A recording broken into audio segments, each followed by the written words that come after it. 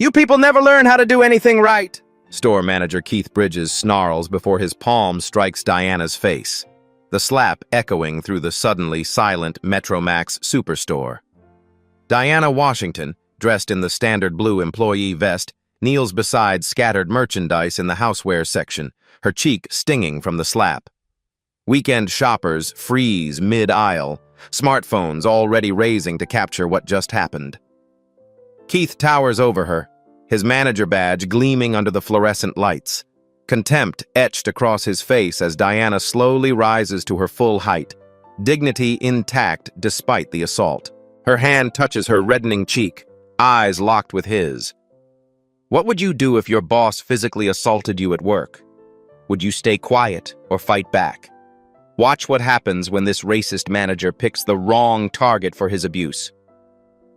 Little does Keith know, Diana isn't just any employee, and this isn't even her real job. What would you do if your boss physically assaulted you at work? Would you stay quiet or fight back? Watch what happens when this racist manager picks the wrong target for his abuse. 3 days earlier at Metromax Retail Group's headquarters, Diana Washington sits at the head of the boardroom table. Her tailored suit and confident posture reflect her position as Senior Vice President of Operations. Before her lies a disturbing report, the third this quarter from store number 347. The numbers don't lie, Diana states, sliding the folder toward the CEO. Minority employees at this location face twice the disciplinary actions, half the advancement opportunities, and 3 times the turnover rate compared to our other stores. The CEO frowns. HR has investigated twice already, nothing conclusive. Because they announced their visits weeks in advance, Diana counters. I'm proposing something different. I want to work there, undercover. After heated debate, approval comes with reluctance. The legal team provides disclaimers and warnings about the risks. Diana dismisses their concerns with a wave. I've faced discrimination my entire career. It's time someone experiences it firsthand who can actually change things. That evening in her penthouse apartment, Diana studies herself in the mirror. She removes her diamond earrings, replaces her designer blouse with a simple t-shirt, and pulls her hair back. The transformation is subtle but effective, from executive to retail worker. Memories flood back of her early days in retail, the daily microaggressions, the passed-over promotions despite stellar performance. Not anymore, she whispers to her reflection. Not on my watch. The following morning, Diana arrives at store number 347 alongside 5 other new hires. Manager Keith Bridges conducts orientation with practiced efficiency until he reaches Diana and the 2 other minority applicants. You 3 will be in housewares and stockroom, he announces without looking up from his clipboard. The rest, customer service and electronics. Diana raises her hand. My application specified customer service experience. Keith's smile doesn't reach his eyes. We place people where we need them most. Any other questions? His tone makes clear there shouldn't be. Throughout the day, Diana observes. White employees getting longer breaks, easier assignments, more training opportunities. She documents everything on her phone during bathroom breaks, building a case not of isolated incidents but of systematic discrimination. As Diana stocks shelves after hours, she overhears Keith on the phone. Don't worry, I'll make sure she doesn't last the week. Morning light filters through the store windows as Diana meticulously arranges housewares displays, arriving 30 minutes before her shift. Her section gleams with perfect product alignment and immaculate facing. She steps back to check her work, just as Keith rounds the corner for his morning inspection. Morning, Diana offers with professional courtesy. Keith barely acknowledges her greeting, clipboard in hand. He scrutinizes her displays, running his finger along a shelf edge, seeking dust. Finding none, his frown deepens. These items are spaced incorrectly, he states, despite the millimeter precision of her work. Fix it before opening. In the adjacent aisle, he stops at a hastily arranged display by a white employee named Brad. Products sit askew, price tags missing. Good work, Brad, Keith calls out. This is how it's done, people. Diana approaches calmly. I noticed the spacing in my section matches corporate planogram requirements exactly. Could you clarify which standard you'd prefer I follow? The polite challenge catches Keith off guard. His jaw tightens. Are you questioning my management decisions? Not at all. Just seeking clarity to improve my performance. Keith's face flushes as he stalks away, muttering about attitude problems. During lunch break, Diana sits with a diverse group of employees in the break room. They speak in hushed tones. You're making waves already, Marcus says, a Latino employee who's worked there for 3 years. Be careful. Is it always like this? Diana asks. Heads nod around the table. Marcus slides his phone toward her discreetly.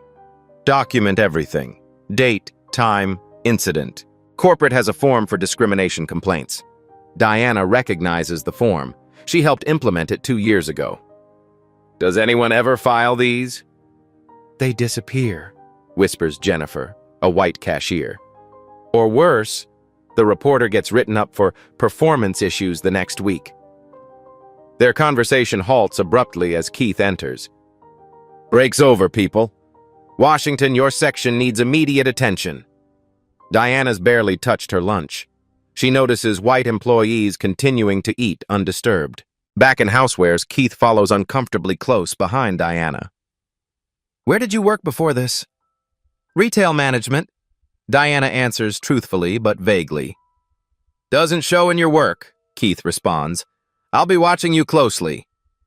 A customer approaches, asking Diana about an expensive knife set. Before she can respond, Keith steps between them. Brad can help you with that, he directs the customer. Washington, stick to restocking the lower shelves. Later, the customer returns, finding Diana alone. Sorry about earlier, she says quietly. You clearly know your products. That other guy seemed...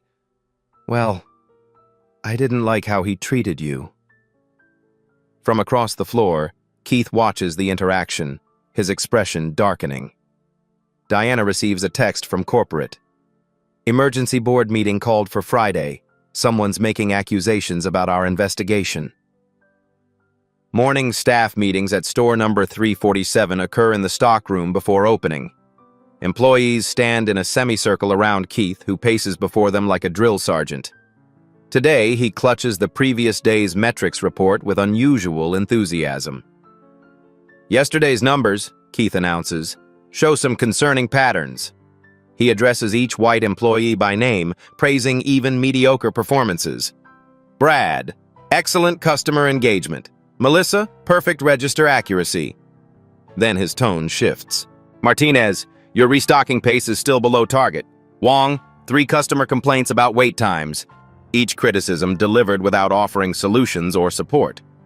When Keith reaches Diana, he pauses dramatically. Washington, taking notes, I see. Diana holds her small notepad. Just documenting your feedback to improve my performance. Is that so? Keith snatches the notepad, flipping through it. Finding nothing incriminating, his disappointment is visible. Since you're so eager to learn, he announces loudly, today you'll receive special training in store maintenance procedures. Minutes later, Diana finds herself on her knees scrubbing toilets in the customer restroom. Through the door, she hears snickering as Keith explains to a passing employee, some people need to learn their place in the hierarchy. Diana maintains her composure, methodically cleaning while documenting this assignment in her phone. She notices the bathroom cleaning rotation chart shows a clear pattern. Minority employees assigned this task 3 times more frequently than white staff. In the employee restroom, Diana discovers racial slurs scratched into the stall door. She photographs the vandalism, noting date and location in her evidence log. Jennifer enters, eyes widening upon seeing Diana cleaning. He's got you on bathroom duty already. That's usually reserved for when he really wants someone gone. She lowers her voice. This happens every time someone files a complaint. They get the worst assignments until they quit. How many complaints have been filed against Keith? Diana asks. Dozens. They vanish. Corporate sends people occasionally, but Keith always knows they're coming. He becomes a different person, professional, courteous, inclusive. The second they leave, it's worse than before.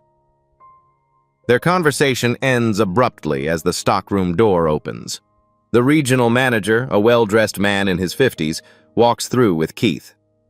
And this is our housewares department, Keith gestures grandly.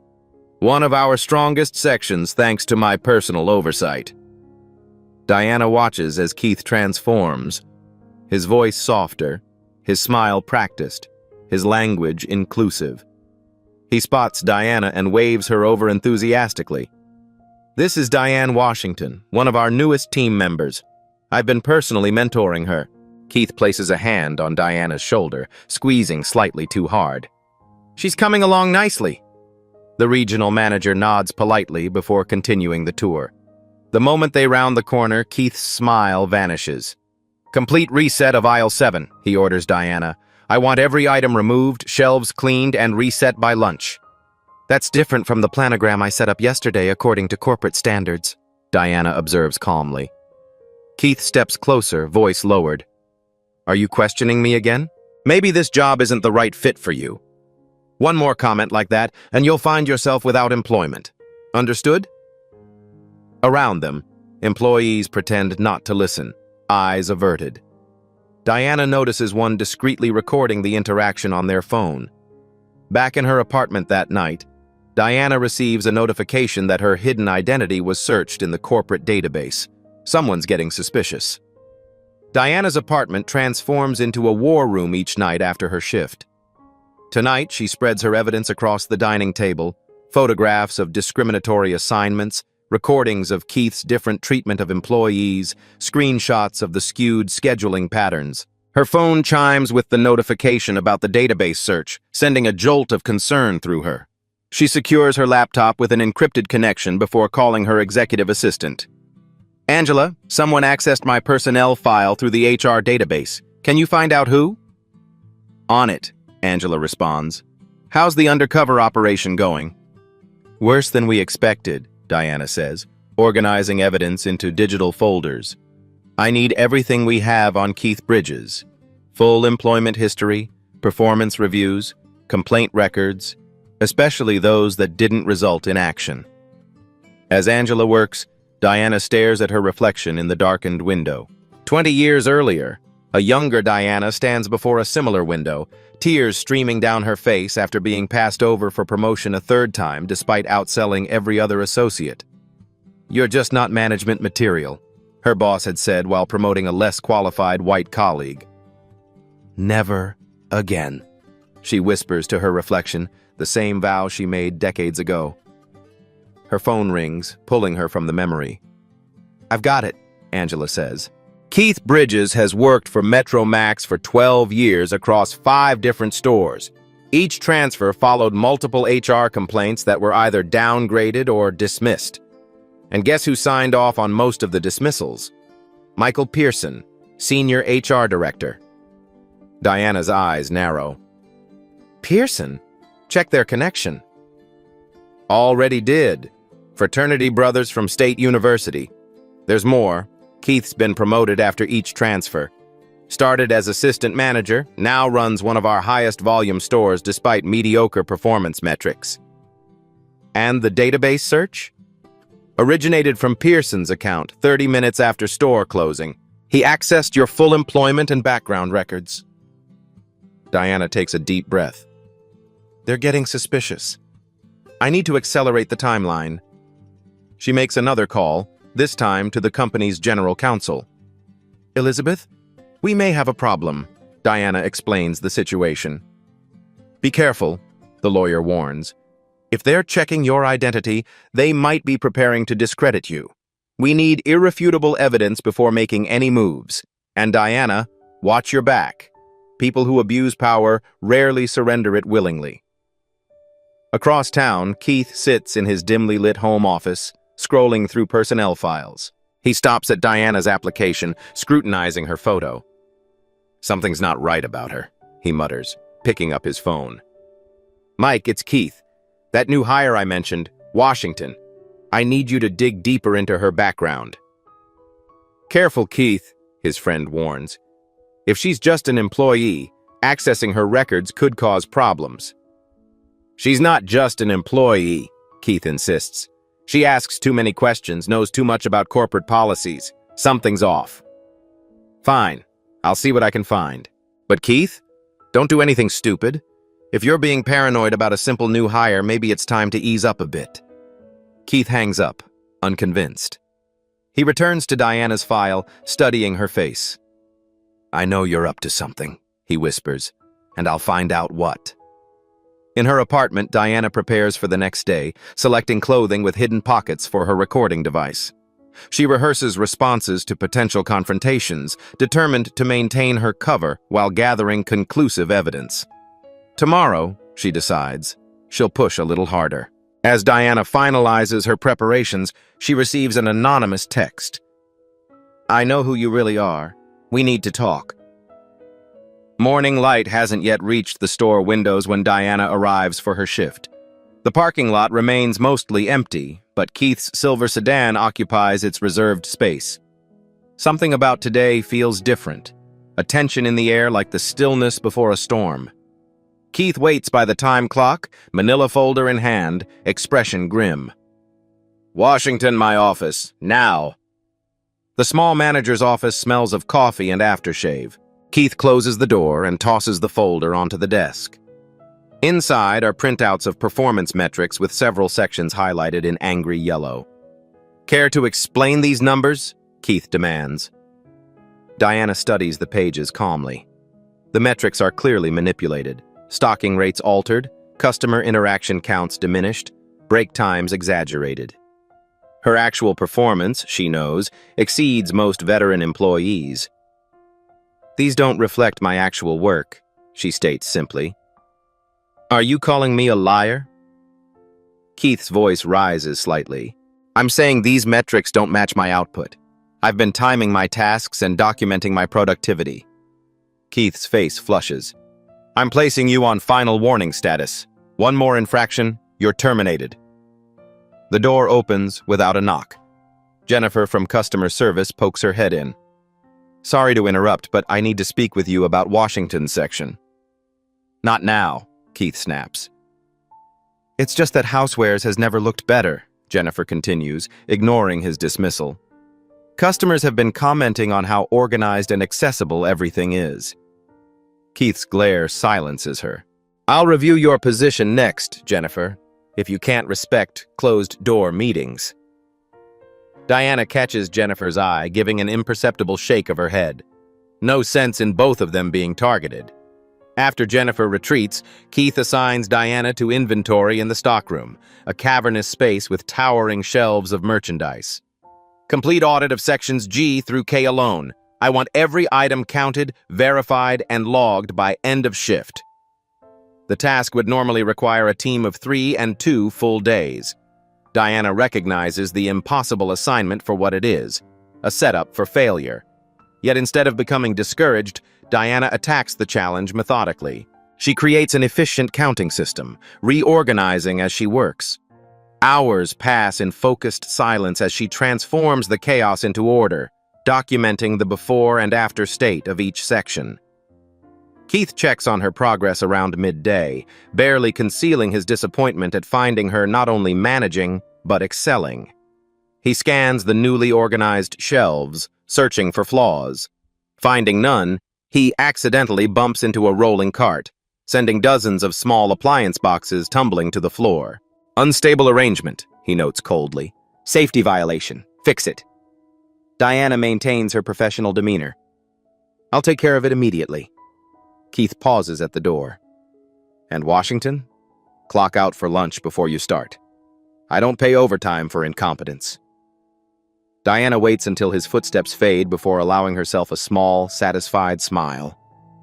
His increasing frustration means she's making an impact. She begins gathering the scattered boxes, methodically reconstructing her work. As Diana reorganizes the fallen merchandise, she discovers shipping manifests showing inventory discrepancies that suggest possible theft or fraud. The shipping manifest sits innocuously between fallen boxes. A simple paper form, yet the numbers tell a story of discrepancies too consistent to be accidents. Diana photographs each page discreetly, noting how certain high-value electronics items show repeated shipping damage claims, always on Keith's shifts, always without documentation. She memorizes the pattern. Items arriving but never making it to the sales floor, listed as damaged or defective with no return authorization. The missing inventory value exceeds $20,000 over 3 months.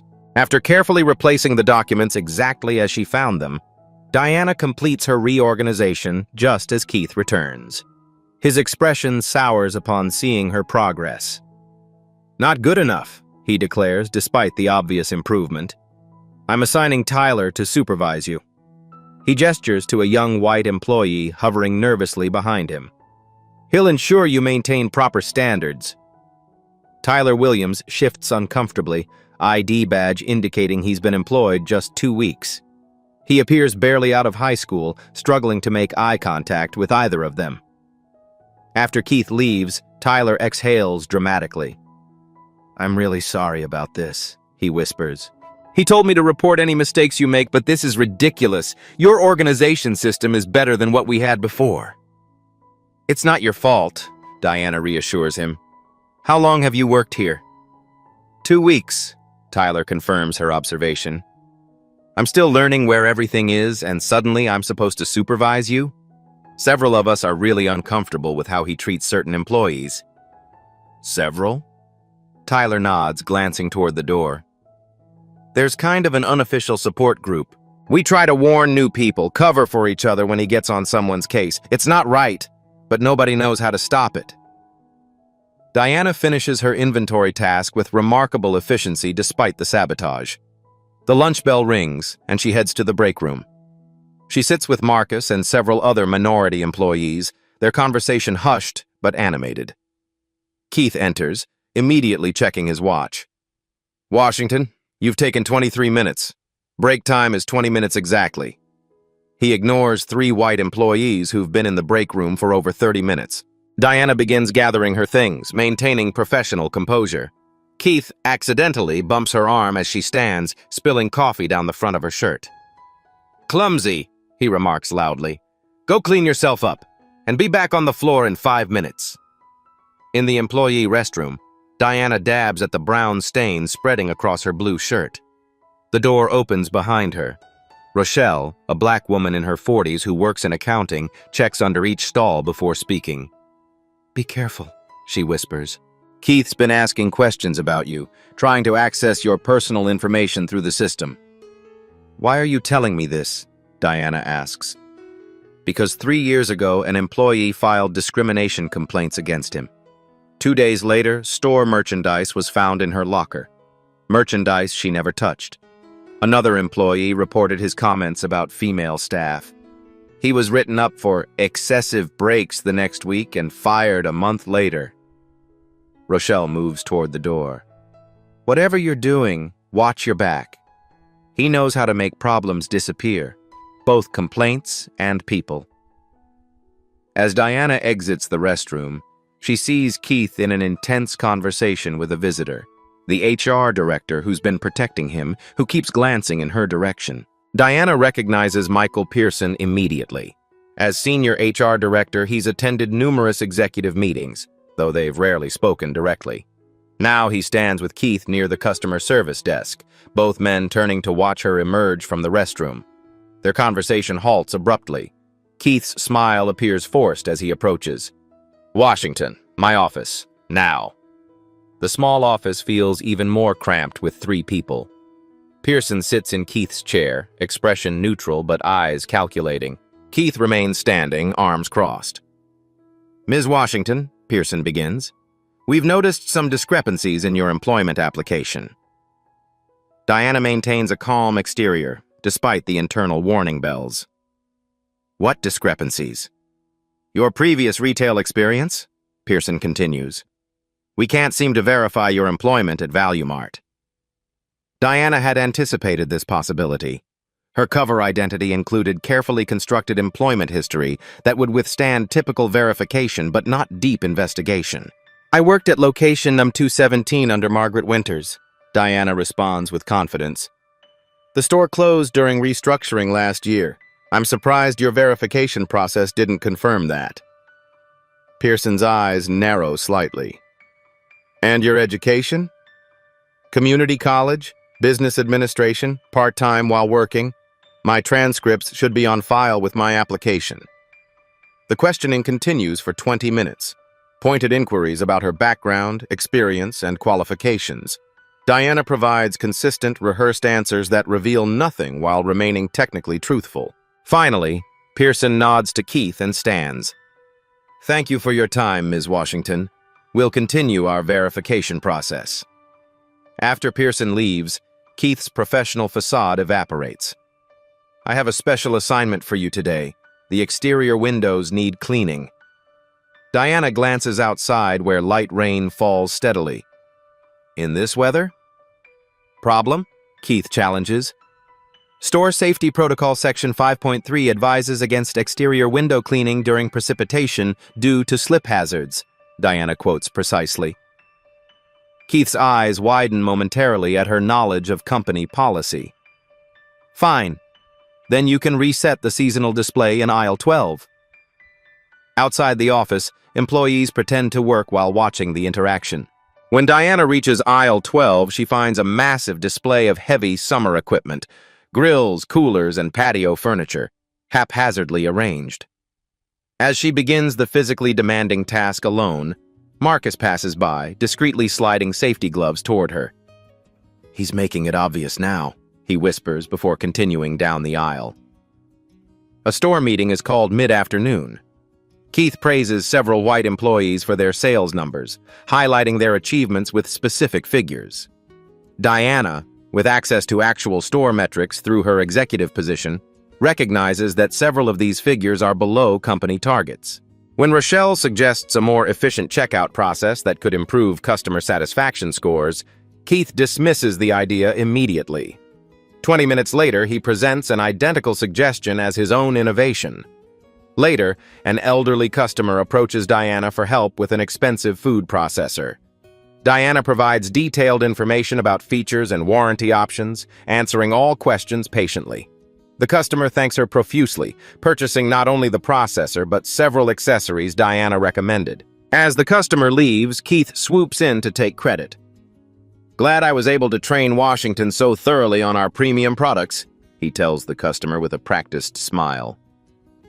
The customer looks between them skeptically before departing. The final straw comes near closing time. Keith orders Diana to move a heavy display case without assistance, despite store protocol requiring team lifting for anything over 50 pounds. "Safety regulations require 2 people for this task," Diana states calmly. Keith's patience visibly snaps. "How do you know every damn policy? Who are you really?" Diana receives a text from the CEO. "Board meeting leaked. Accelerate timeline. Get definitive evidence today." The fluorescent lights of store number 347 cast harsh shadows across the housewares department. Diana kneels beside the bottom shelf, meticulously arranging a display of kitchen gadgets according to the planogram. Her movements are deliberate, efficient. Too efficient for Keith's liking. "Washington!" Keith's voice carries across the department, drawing customer attention. "What's taking so long with that display?" Diana continues working, maintaining her focus. "Following the corporate arrangement guidelines, sir. Should be complete in approximately 10 minutes. Keith stalks closer, customers parting before his obvious anger. 10 minutes? It should have been done 30 minutes ago. What's the holdup? The previous arrangement was incorrect, Diana explains professionally. I'm ensuring everything matches corporate standards for customer accessibility. Corporate standards? Keith's voice rises further. I set the standards in this store, not some corporate manual written by people who've never worked a day on the sales floor. Diana stands, facing him directly. Section 4.7 of the Employee Handbook states that all displays must follow current planogram designs to ensure consistent customer experience across all locations. Keith's face flushes dark red. Several customers have stopped to watch the confrontation. Employees freeze in place, eyes wide. "You think you know everything, don't you?" Keith snarls. "You people always think you're smarter than everyone else." Diana maintains her professional demeanor. "I'm simply doing my job according to company policy." Something in Keith snaps. "Company policy?" His arm whips forward, palm connecting with Diana's cheek with a crack that echoes through the suddenly silent store. Diana's head jerks sideways from the impact. A collective gasp rises from witnesses. A customer drops a shopping basket in shock. Time seems to stop as the red imprint of Keith's hand appears on Diana's cheek. Slowly, deliberately, Diana straightens to her full height. Something in her demeanor shifts. The subservient retail worker vanishes, replaced by something altogether different. Her voice, when she speaks, carries a new authority. "Mr. Bridges, did you just physically assault an employee?" Keith, momentarily stunned by his own action, recovers with bluster. "You're insubordinate. You're fired. Get out of my store now." Diana reaches into her pocket, retrieving her corporate ID and business card. She holds it up for him to see. Diana Washington, Senior Vice President of Operations, Metro Max Retail Group. The blood drains from Keith's face. His mouth opens, but no words emerge. "That's right," Diana continues, her voice carrying throughout the now silent store. "For the past 5 days, I've been documenting your discriminatory practices, policy violations, and now physical assault." Behind her, Jennifer and several other employees have their phones out, recording everything. Keith backs up a step, eyes darting between Diana and the exits. "This is some kind of trick," he stammers. "You can't just—" "Can't what, Mr. Bridges? Investigate serious allegations of discrimination and harassment? Create a safe working environment for all employees? Those are exactly my responsibilities." The regional manager steps out from behind a display, where he'd been observing the entire confrontation. "The corporate investigation team arrived this morning, Keith. They're currently reviewing all employee files and store records." Keith's expression cycles through shock, anger, and finally, fear. "You set me up!" "No, Mr. Bridges, you did this to yourself." Diana addresses the stunned employees gathered around them. "I apologize for the deception, but after receiving multiple reports of discrimination and harassment at this location, we needed to understand the situation firsthand." She turns back to Keith. "You are suspended pending investigation, effective immediately. Please surrender your store keys and access cards to Regional Manager Patterson." Keith's face contorts with rage. "You can't do this to me. I've run this store for 5 years. The numbers speak for themselves." "Yes, they do," Diana agrees, including the troubling pattern of minority employees being disciplined at 3 times the rate of white employees, or scheduled for less desirable shifts, or denied promotion opportunities despite superior performance metrics. Security personnel, previously positioned as shoppers, now move to block the exits. One approaches Keith, hand extended for his keys. Diana faces the assembled employees. "To everyone who's faced discrimination here, I want you to know your reports weren't ignored. They triggered this investigation. Change starts today." Keith, escorted toward the office to surrender his credentials, turns back toward Diana. His public mask has fallen completely, revealing the ugliness beneath. "You think you've won? You have no idea who you're dealing with." Diana meets his gaze steadily. "Actually, Mr. Bridges, I know exactly who I'm dealing with. That's why I'm here." As Keith is escorted out, he hisses to Diana, "You have no idea who my friends are or what they can do to you." The Metro Max executive boardroom buzzes with tense energy. Sunlight streams through floor-to-ceiling windows, illuminating the long mahogany table where the company's leadership sits awaiting Diana's presentation. The CEO, Jonathan Reynolds, checks his watch impatiently. 2 days since the incident, and social media is already calling us slapped in store with video clips viewed 15 million times, he remarks grimly. Diana enters, composed and focused, carrying an expandable file folder thick with documents. Behind her, the legal team and several HR representatives take seats along the wall. "Before we begin," Diana states, connecting her laptop to the presentation system, "I want to emphasize that what happened at store number 347 isn't isolated. It represents systemic failures in how we handle discrimination complaints and manage accountability." The boardroom screen illuminates with a statistical analysis. Bar graphs showing disparate treatment of employees based on race across multiple metrics. Disciplinary actions, promotion rates, scheduling preferences, and assignment of desirable versus undesirable tasks. "What you're seeing," Diana continues, "is data from store number 347 under Keith Bridges' management. Now compare it to our company averages." She clicks to the next slide. The disparity is unmistakable. "Over the past 5 days, I personally experienced and documented numerous policy violations." Diana plays selected audio recordings, Keith's discriminatory comments, inconsistent application of rules, retaliatory assignments. Michael Pearson, the senior HR director who had protected Keith, shifts uncomfortably in his seat as Diana reveals the pattern of transferred complaints, all routing through his office, all mysteriously downgraded or dismissed.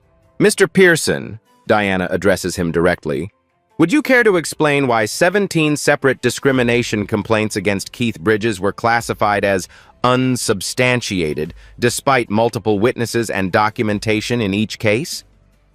Pearson clears his throat. "Standard investigative procedures were not followed," Diana interrupts, displaying internal communication records. "In fact, you warned Keith about upcoming investigations, giving him time to temporarily adjust his behavior and prepare employees with scripted responses." The CEO's expression darkens. "Is this true, Michael?" Pearson stares at the table, offering no defense. Diana outlines her proposed changes, a complete restructuring of the HR reporting system with anonymous channels that bypass direct management, an independent review board for discrimination claims, mandatory bias training for all leadership, and revised promotion criteria emphasizing demonstrated inclusivity. "The cost of implementation?" a board member asks. "Approximately $2 million company-wide," Diana responds without hesitation. "The cost of not implementing these changes? The $18 million we paid in settlements last year, plus the incalculable cost of lost talent, reduced productivity, and damaged reputation." While the executive meeting continues at headquarters, Keith meets with Michael Pearson at a coffee shop across town. Keith's usual confidence has evaporated, replaced by nervous energy. "You need to fix this," Keith demands, voice low but intense. "Call in favors, bury the investigation. You've done it before." Pearson shakes his head. "It's different this time. Washington has concrete evidence, recordings, documents, and she's got the board's ear." "You're just going to abandon me after everything I've done for you?" Keith leans forward. "Remember those inventory discrepancies I helped hide during your tenure as regional manager?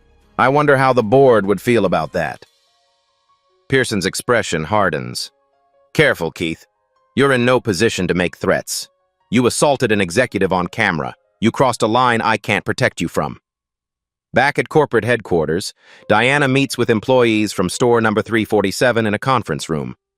The atmosphere is solemn but hopeful. "First, I want to apologize," Diana begins. "Your complaints should have been addressed immediately, not after years of mistreatment. That failure rests with leadership, including myself." Rochelle speaks up. "What happens now? Keith has friends in corporate. We've seen this movie before. He gets transferred, maybe a slap on the wrist, and we face retaliation." "Not this time," Diana assures them. "The investigation extends beyond Keith to everyone who enabled him. And I promise you there will be no retaliation. Anyone experiencing backlash reports directly to me." Marcus asks the question on everyone's mind. Will he face real consequences, or just get paid to go away? "That brings me to my next meeting," Diana responds. Keith has retained legal counsel and is threatening a defamation lawsuit. Jennifer gasps. After what he did? On camera? Diana's smile is slight but confident. Our legal team is preparing a comprehensive response, including potential counterclaims for hostile work environment, assault, and discrimination. Trust me, accountability is coming. In the legal department, Diana reviews strategy with Elizabeth Chen, General Counsel. Documents cover the conference table, employee statements, video evidence, performance records.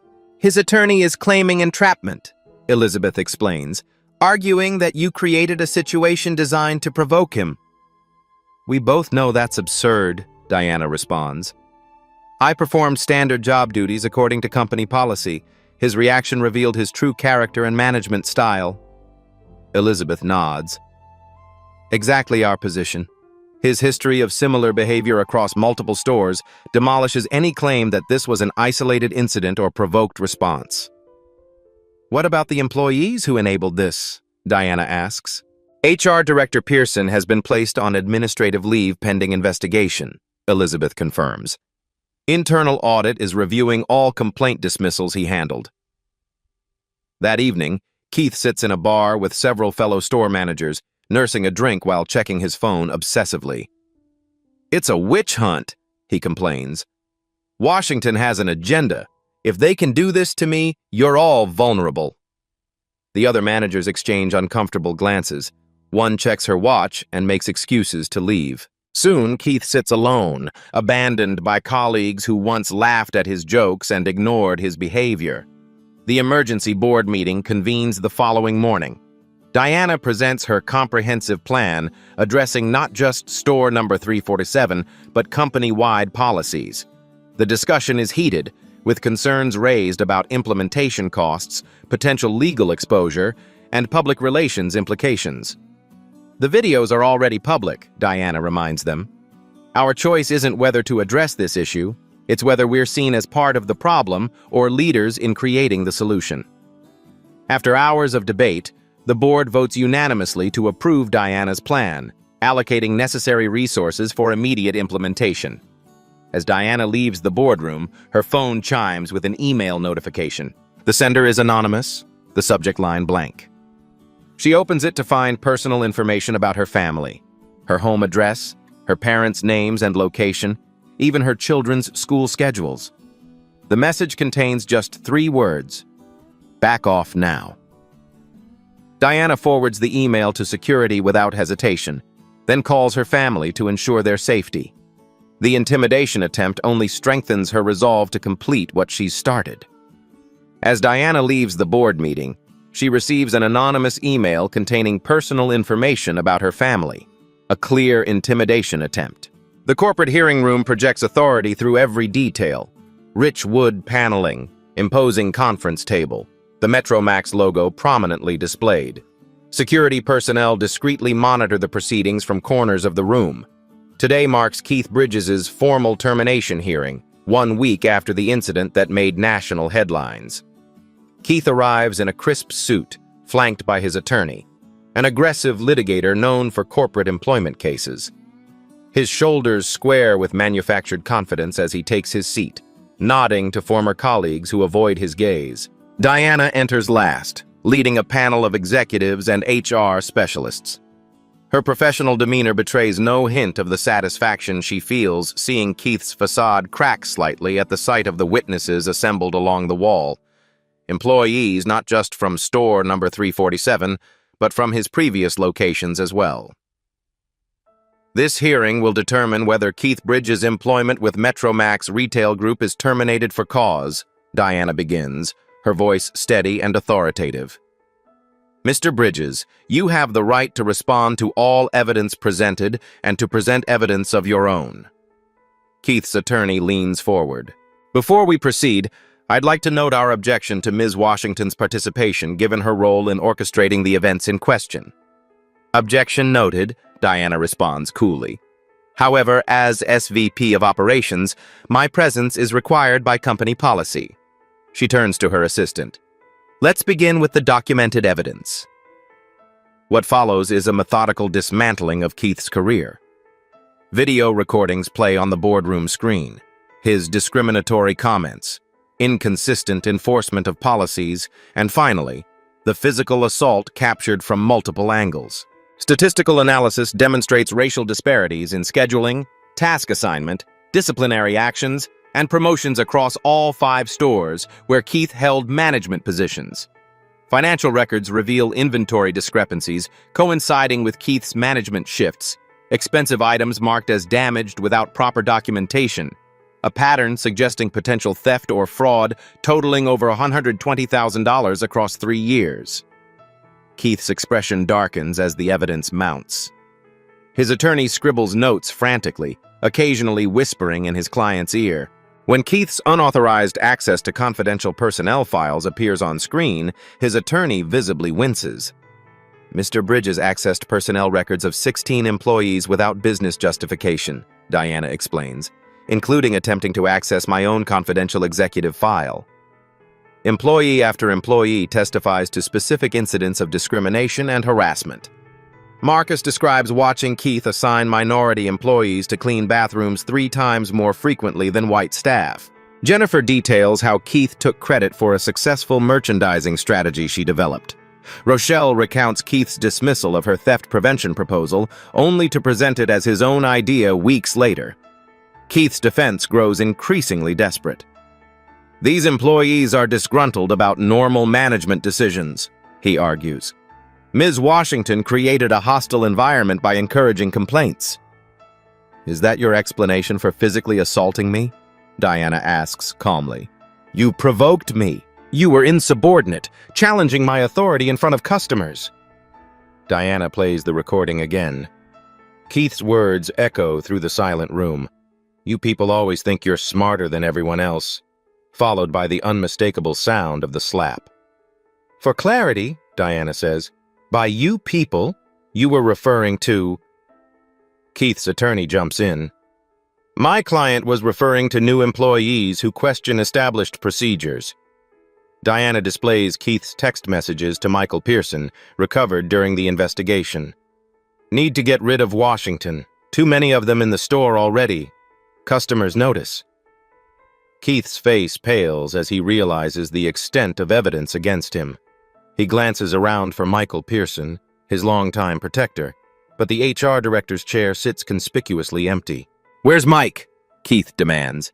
He needs to be here. Mr. Pearson resigned this morning, Diana informs him. Internal investigation found evidence of collusion in suppressing employee complaints. He chose resignation over termination proceedings.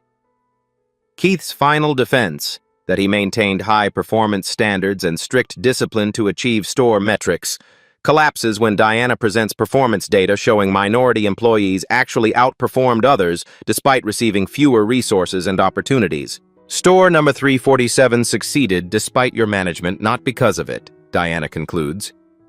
Employees performed admirably under adverse conditions that you created and maintained. The panel deliberates for less than 30 minutes before delivering their unanimous decision. Immediate termination for cause, forfeiture of all severance benefits, and referral to local authorities for potential assault charges. As security escorts Keith from the building, the magnitude of his downfall finally registers. His professional reputation is destroyed, his network of protectors disbanded, his future in retail management effectively over. In the lobby, Keith stops short at the sight of news vans parked outside the main entrance. Reporters stand ready with cameras and microphones. You leaked this to the press? He accuses Diana, who observes from the security desk. We didn't have to, she responds. Your actions made this news. Your legacy is now entirely of your own making. As Keith exits the building, he's met by news reporters who somehow learned about the case. The company's efforts are now thrust into the public spotlight. 3 months after the incident that became known in retail circles as the slap heard round the industry, Diana stands before 200 store managers in Metromax's central training facility. Behind her, a presentation slide displays the company's transformed harassment reporting system, a direct line to an independent review board that bypasses traditional management channels. This isn't about checking boxes or avoiding lawsuits, Diana emphasizes, surveying the attentive faces. It's about creating workplaces where talent thrives regardless of background, where accountability exists at every level, where we become industry leaders not just in sales, but in equity. But the training session represents just one component of Metromax's comprehensive anti-discrimination initiative. Throughout company locations nationwide, employees receive enhanced bias awareness training. Anonymous reporting kiosks appear in break rooms, allowing concerns to be raised without fear of retaliation. Diverse hiring committees now oversee all promotion decisions, eliminating single manager control over career advancement. Local news captures footage of the transformed store number 347, now under the management of Rochelle Williams, the accountant who warned Diana during her undercover assignment. Customer satisfaction scores have risen 15% in 3 months. Employee retention rates have doubled. Sales figures exceed projections by 12%. The atmosphere is completely different, Jennifer tells a reporter during a segment on the store's transformation. People actually want to come to work now. We're serving our community better because our workplace reflects and respects that community. In a wood-paneled legislative chamber, Diana testifies before a state commerce committee considering stronger workplace protections against discrimination and retaliation. What I witnessed wasn't just unethical, it damaged our business, Diana explains to the attentive legislators. Discriminatory practices cost our company millions in lost talent, reduced productivity, and litigation expenses.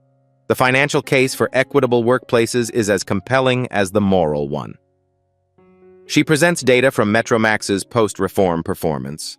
Decreased turnover, increased productivity, improved customer satisfaction, making the business case for legislation that many had dismissed as merely idealistic. The committee chair leans forward.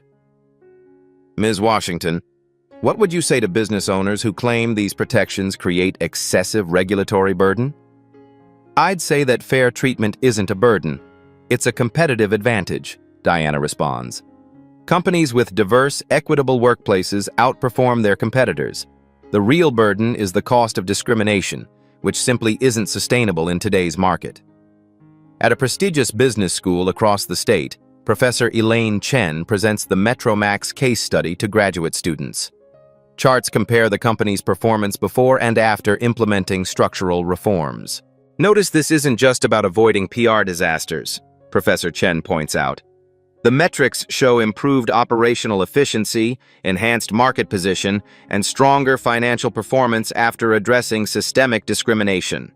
This case demonstrates that inclusion isn't just ethically sound, it's strategically essential.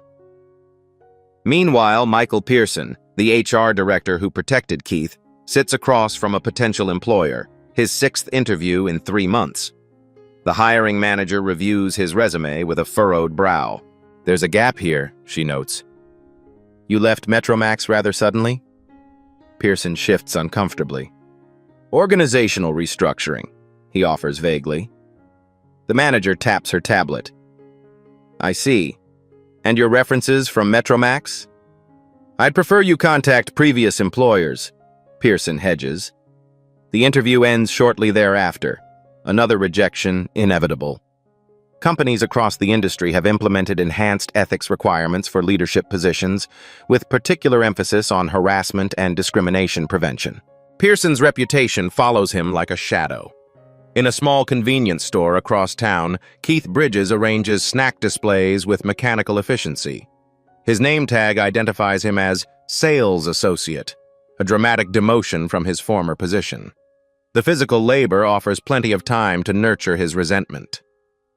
It's all politics, he mutters to a disinterested co-worker. They needed a scapegoat for their diversity agenda. His phone buzzes with a news notification. Metromax reports record quarterly earnings following workplace culture reforms. Keith quickly silences the device, jaw tightening as he returns to stacking candy bars with unnecessary force. Diana receives an invitation to lead a national retail industry task force on workplace equity. Her experience has positioned her as a respected authority on meaningful reform. Sunlight streams through the windows of Diana's corner office at Metromax headquarters. 1 year has passed since her undercover assignment revealed the discriminatory practices at store number 347. On her desk sits a leather-bound binder containing the company's annual Diversity and Inclusion Report, a document that now rivals their financial statements in importance to shareholders. Diana reviews the transformed metrics with quiet satisfaction. Employee retention of minority staff has increased by 47%. Customer satisfaction scores show double-digit improvement across all demographics. Overall profitability has risen by 11%, outpacing industry averages by a significant margin. More meaningful than these numbers are the faces that appear in her office doorway. Former employees from store number 347, now visiting headquarters for a leadership development program Diana established. Marcus, now a department manager, enters first, followed by Jennifer and 3 others who experienced Keith's discrimination firsthand. "Welcome to the corporate side," Diana greets them warmly. "How does it feel to be here as potential future executives?" "Surreal," Marcus admits, taking in the expansive office. 3 years of applying for management training without a single interview. Now I'm being fast-tracked. The difference is night and day. "Not just for us," Jennifer adds. "The whole store culture has transformed. Customers comment on it all the time. How helpful everyone is, how diverse our staff is at all levels. They feel welcome regardless of who they are." Diana gestures for them to sit in the comfortable seating area overlooking the city. That's what happens when people are valued for their contributions rather than judged by their appearance. "It's not just talk either," Marcus continues. "The anonymous reporting system actually works. Last month, an assistant manager made some questionable comments about a Latina employee. She reported it, and within 2 days, he was in mandatory training. No retaliation, no sweeping it under the rug." Diana nods. "Systems matter as much as intentions. We had good people trying to address discrimination before, but the structures enabled abuse rather than preventing it." Later that afternoon, Diana addresses new company managers during their orientation. Unlike the stiff corporate presentations of the past, she speaks candidly about her own experiences climbing the corporate ladder as a woman of color. "I encountered my share of Keith Bridges's along the way," she acknowledges. "The difference is that now we have systems that hold the Keith Bridgeses accountable rather than enabling them." She emphasizes that diversity and inclusion aren't just ethical imperatives, but business advantages that improve decision-making, innovation, and customer connections. "Our shoppers come from every background imaginable. How can we serve them effectively if our teams and leadership don't reflect that diversity?" Across town, Keith Bridges stocks shelves at a small independent store, his new reality a far cry from his former status. On the break room television, a business news program features Diana receiving an industry leadership award for Metromax's transformed workplace culture. "Metromax has become the gold standard for inclusive retail environments," the announcer states. "Their reformed policies have been adopted by 7 major retail chains following their demonstrated success." Keith watches silently, something shifting in his expression. For perhaps the first time, a flicker of recognition crosses his face, understanding that his downfall resulted not from a conspiracy against him, but from his own actions maintained over years. The moment passes quickly, but leaves a trace of uncertainty where righteous indignation once dominated. In her office that evening, Diana reviews applications for the newly established Metromax Future Leaders Scholarship, a program providing retail employees educational support for management degrees. The applicant pool reflects the diversity of their workforce and customer base, creating pathways for advancement for those historically excluded from leadership opportunities. Diana pauses at her window, watching the sunset paint the city skyline in warm hues. The transformation she's witnessed and led this past year extends beyond a single store or company. It represents the possibility of meaningful change in an industry that employs millions across every demographic. Her assistant delivers the final document requiring her signature today, the charter for the National Retail Industry Task Force on Workplace Equity that Diana will chair. With this, the reforms pioneered at Metromax will have the opportunity to reshape workplaces throughout the country. Diana signs the document with quiet determination, the same determination that led her to work undercover at store number 347 1 year ago. True power isn't in controlling others, it's in creating systems where everyone can succeed. Don't miss out on more powerful stories of justice and accountability. Subscribe to PAP Stories right now and hit the like button if you enjoyed watching someone finally get the comeuppance they deserved. Tap the notification bell to be the first to know when we upload new stories of workplace justice and unexpected twists of fate.